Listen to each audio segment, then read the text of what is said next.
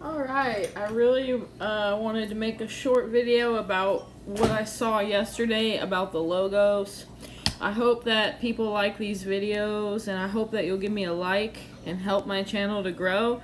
This kind of information, isn't the popular thing, so I know that not a lot of people are going to be here learning from this, but if you're here, thank you very much. So let's look right here where, wherefore lay apart all filthiness and superfluity of naughtiness, and receive with meekness the engrafted word, which is able to save your souls. Now, word, the word for word here is logos. The engrafted logos. Now, when this was written, the original translations of this, it wasn't talking about our words, all right? This has been translated to mean something else. It means something else to us today than what the writers were trying to convey. So, the engrafted logos, something said, including the thought. So your thoughts, words, by implication, a topic, subject of discourse. Also reasoning, the mental faculty. So your mental faculty is engrafted within you.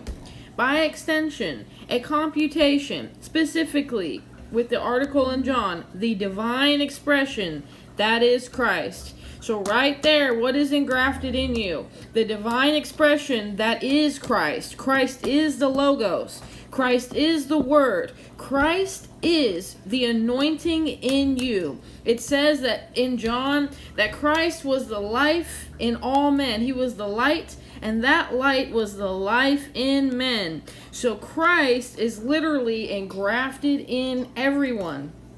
Everyone has a divine expression, a mental faculty, a creative power, and that is Christ. And that is what people like William Blake and Neville Goddard and many others, they know this and they've been saying this. Once you understand it from this perspective, you can't unsee it in this Bible. You start to see everything they're talking about is your mental capacity. Your thoughts, your words, your decisions, your creation. It's all about what's inside you in this New Testament. The whole thing is, and the more I read it, this is what I'm trying to show people, that Christ isn't someone outside of you and separate from you. Christ is engrafted within you. Okay?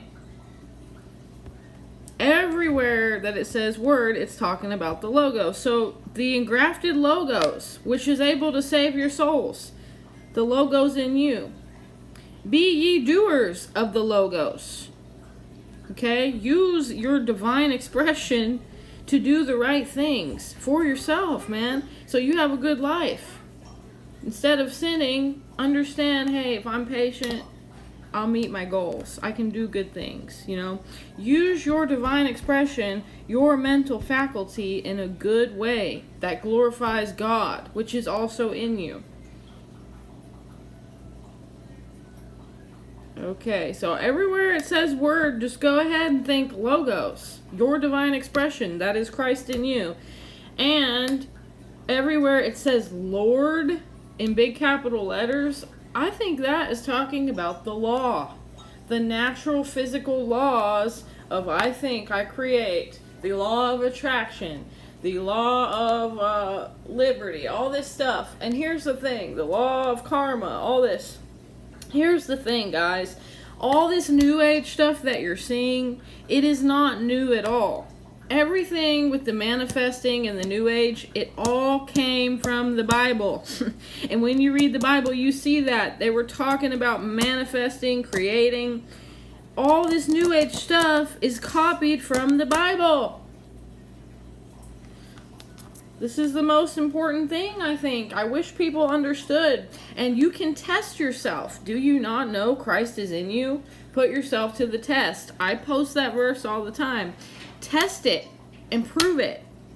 Now, someone can tell me there's a man named Jesus Christ that's up in the sky, but they can't prove that. But what I'm telling you here, I can prove it. I can prove that the book says the Logos is implanted in you, which is Christ, your divine expression. I can prove it says Christ is the light in men. Christ is the wisdom of God and the power of God. Where is God? He is in all and through all. I can prove what it says, and I can prove that if I imagine something, it will manifest in my reality. So if you heard this, God bless you. God bless you. Thank you. You know, I don't see Jesus Christ as a man who was the only one who was anointed. We are all sons of God. I see Christ as the divine expression within us, our creative power, our mental faculty, and our imagination, which is the gift of God, that we are like God, we create. And that is the most beautiful thing. When I learned this and realized it was true, I was crying tears of joy that God loved us so much that we're not helpless, that we can create, that we can take up the power to not be victims of our life, but to control our life, to help other people, to not be afraid, to live in faith. Now, no matter where you at, just like will.i.am, he grew up in the ghetto. He grew up poor, but he told himself every day, I am successful. These gangs don't want me to hang out with them. They don't need me. And guess what? He grew up and became successful. That's why his name is will.i.am. He's talking about the I am. God's name is I am. And every time you say I am, there is the presence of